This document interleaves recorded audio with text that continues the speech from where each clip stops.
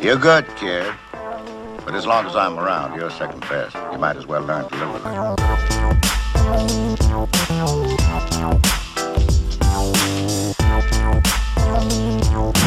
it. Sometimes in poker, the right move at the right time can make a big difference to your bottom line.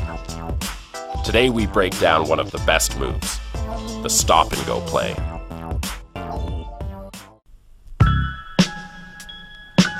A stop-and-go is a special move that comes in handy when you're really short-stacked in a tournament. It starts with you in the small or big blind, and another player raising before the flop.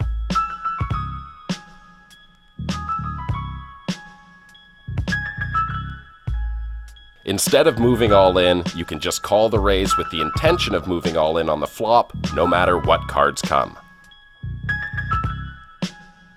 The problem with just moving all in before the flop is that the original raiser will be getting a really good price to call your shove, putting you at risk of elimination. But if you just call, your opponent will miss the flop a lot of the time, and when you move all in,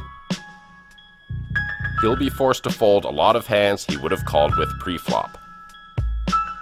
To use the stop and go successfully, you have to remember 3 things. Number 1. This move works best when you've got between 5 and 10 big blinds, so it's only useful in tournaments, not cash games. Number 2. This move works best when you have big cards or a pocket pair, because your hand will have better equity if you do get called on the flop. And number 3. This move works best against short to medium stacks.